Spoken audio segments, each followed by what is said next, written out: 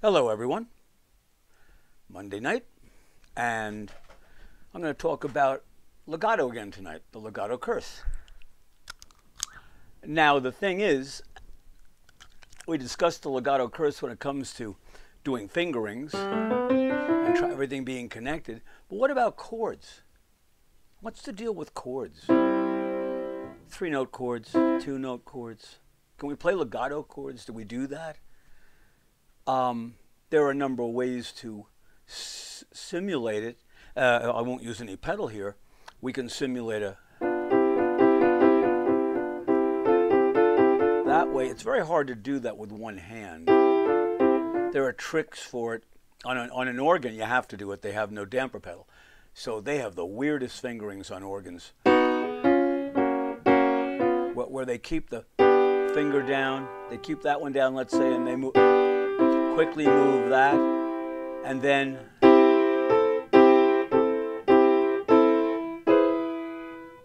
I'll do a G and watch my fingers. Now watch me hold the A, get these two fingers here, and then slip the 4 there. I'll do it quicker so you can see it. And they kind of did legato, but you can't do a real true legato. So chords really cannot be played legato. Now, if you're playing, that's fine. You don't need it. It's the staccato notes. It's all well and good. But let's take a look at a couple of pieces that do chords and that sound legato. And you'll see that it's, in most cases, it's a trick of the pedal. Not trick, it's a legitimate use of the pedal. And tenuto. We do some tenuto to change the chord, like if I did this kind of thing. See, and there's another problem with legato with repeated notes. You cannot play a repeated note legato. You have to lift it up to hit it again. And when you do that, that damper comes down. You can hear it? So if I try to play the same note, legato, you're going to get the briefest little bit of silence, which right away denies legato. It denies the legato entirely, the smooth connection. So, but tenuto, we can do things that, we can do that kind of thing where we have a legato without pedal.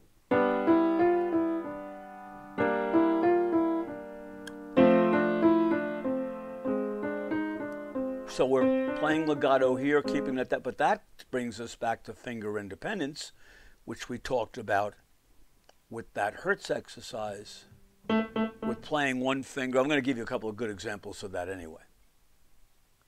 Let's take one of the granddaddies of legato chord playing, okay? And I'll try to play it the way I'm actually playing it. I'm not going to use the pedal. I'll do the best I can. Now, because of I'm a lucky guy that I can reach this, here I'm going to use a tenuto trick. Now, notice I'm using fingers in here, which I told you we don't use a lot. Well, here I have to kind of use it, and you'll notice it's a very soft part. I can't get any weight behind those notes at all. Same here.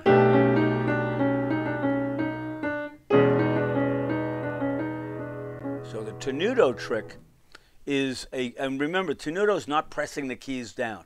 It's just staying on the keys. Well, the question is, though, do I use pedal there? Well, of course I use pedal there. Okay? Right away I can pick that hand right off the key.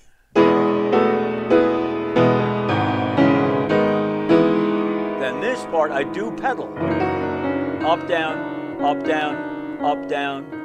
I'm using it to show the rhythmic groups. I'm not using the pedal to hold the notes down. I'm using my hands. But I want the full sound the pedal gives me. But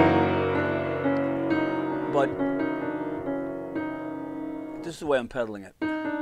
Up, down, up, down, like that. I'm pedaling it that way.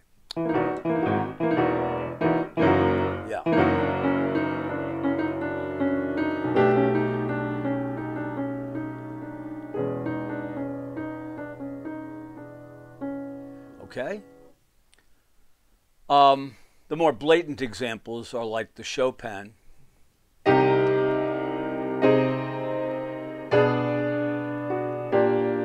Now, I'm going to play it again. If you watch my hands, the legato is pure pedal. I'm already on the next, I'm already over what I'm going to play next. In fact, this is a great example of how pianists, when you hear a sound, they're already over the new sound. It's like, bomb, they're there. Bomb, they're there. I'm there. I'm there. I'm there. I'm there. I'm there. I'm there.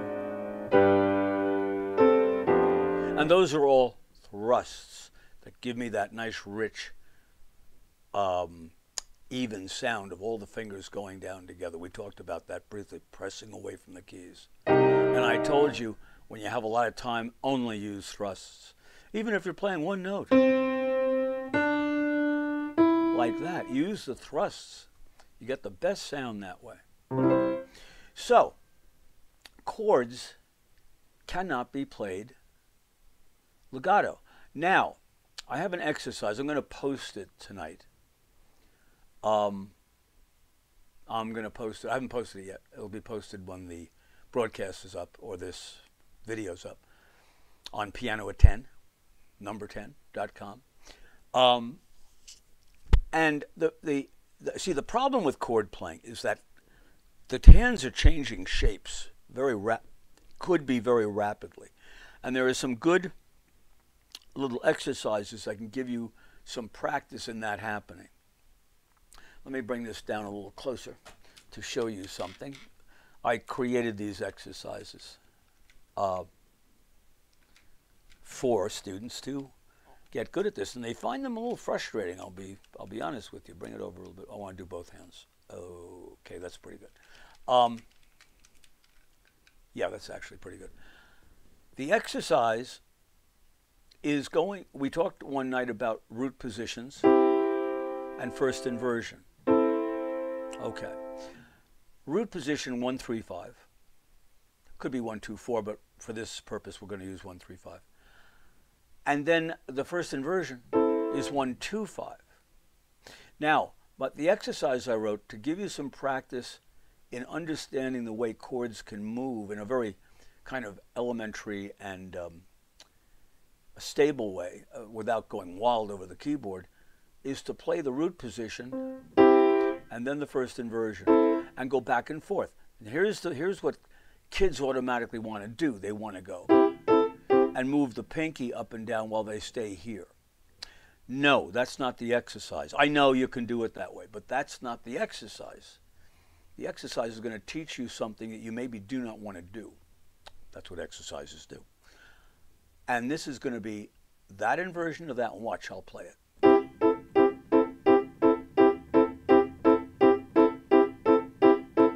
At first it will get you dizzy because you'll want to do what the kids do. And so I wrote this exercise. You can play it very slowly.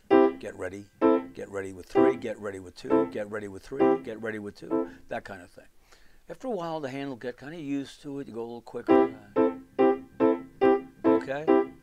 Now, I made a piece out of it, kind of, always not wanting to make these exercises boring. But once you get halfway decent at that, we then go up 3 notes to the E minor chord, E, B, G. And we do that one. To come down a step to the D. Then go up to the F. And it's kind of neat sounding. It gives you a chance to play something that that just sounds kind of cool. Now, can you use pedal with it? Yeah, you know what? Yes, you can. It sounds actually pretty awesome with pedal.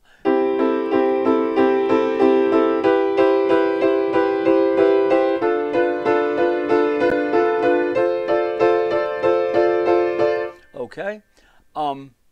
Again, though, it's just giving you practice in being able to go from one chord to another.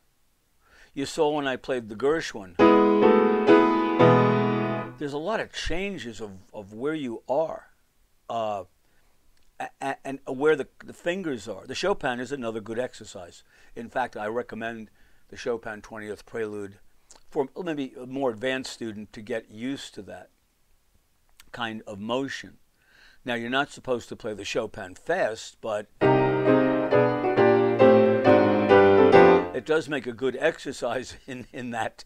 That's terrible for the piece in performance, but actually it's a pretty good exercise. And I probably would recommend it. But getting hands into these shapes, see, that's the problem with chords.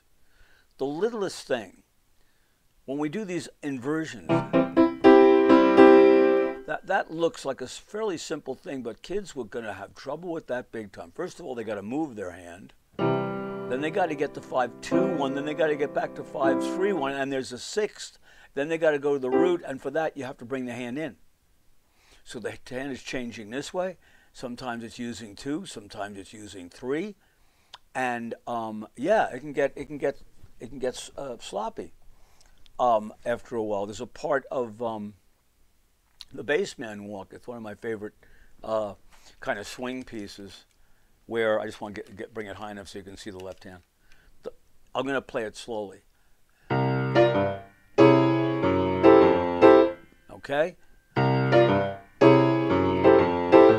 So, right away you've got this chord, 1, 3, 5, then 1, 2, 5, then 1, 2, 3, 5. And they're all slightly different shape, different finger. So when you're going quicker, it looks easy when a guy does it. But when you're trying these things the first time, and it sounds so legato. Okay? So, but it's not. And it just sounds so easy. Yeah, you can't play, here, Beethoven Sonata, number 3, last movement. He does this. Now, this is not supposed to be staccato. I mean, legato. It's actually, I think I missed. Okay? And it's, so you got to be loose wrist, all chords, not legato, not legato. But when you go quick like that, they almost sound like they are. And it's my intention to keep it sounding very staccato, not legato. That would be trying to keep it a little bit more legato sounding. So, but we can't. We cannot do it. We cannot do it. For a staccato, we got to, for most chords are played, I shouldn't say, are they played either staccato or they're played, and the fingers might stay on it for a moment, but the wrist has already come up. Already come up. Okay?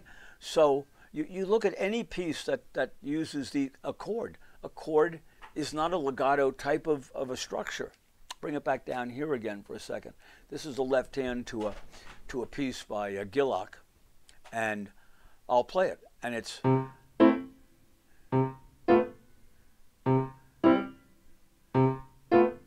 okay?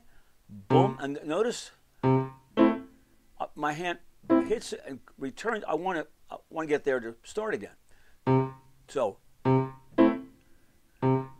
with pedal.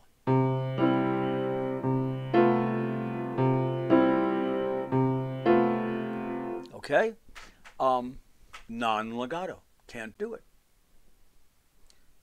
Ragtime, we've looked at that enough times. I don't think we have to really look at that one again. But stride piano is where you're making very big leaps here. And of course, chords in that situation, it's like the hand was never there, nor on the bass note. Stride is that you stride from side to side, like a tennis match. Looks like a tennis ball going over a tennis net. So, getting back to this business of chords being played legato. No, they're not played legato. I would say probably never, because it's impossible. It's too hard.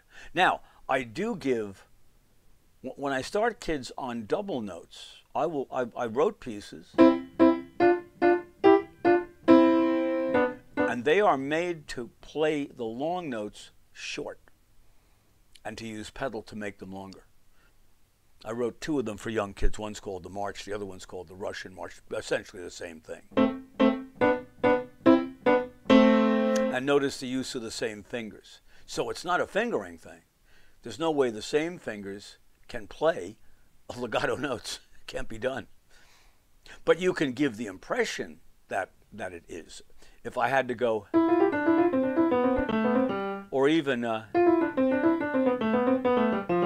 can give, you notice I'm using the thumb twice in a row?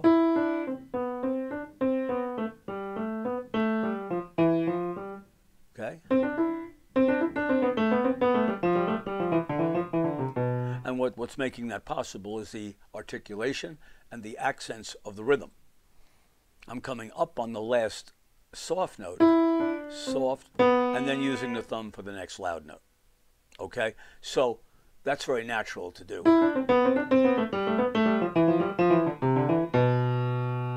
Okay. So what are we learning here tonight? We're learning that chords can't be played legato. That's basically what we're learning. But what we do to make them legato, and where we sometimes use some tenuto. Tenuto's used, and it's very handy sometimes. But remember, when you are doing a tenuto and you're staying on the keys, you can't do much with the other fingers. It's going to be very hard to play anything loud. You can get a little... See, well, that's what I wanted to say. Yeah, one more thing. If you have a note that's tenuto, and you had to do something like that, when we have enough wrist freedom now to actually drop weight into those. I could even do dotted. Okay? Come on, Jeff. I could actually, I have enough wrist to work it. Same here.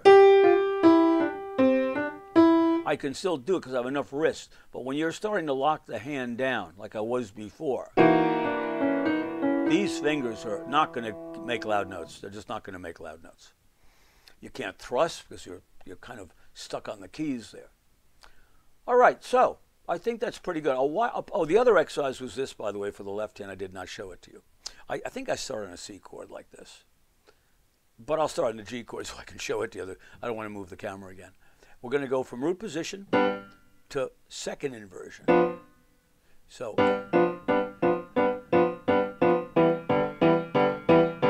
and you can see the 3-2 again. 3, 2. I'll do it slower so you can take a look at those two fingers, okay? Maybe even bring it in a little closer. I'm doing the G chord. Fine. Bring it in. Bring it in. Bring her on. Bring it on. Okay, the G chord. All right, here we go. Can you see the third finger and the second finger? Good. Take a look.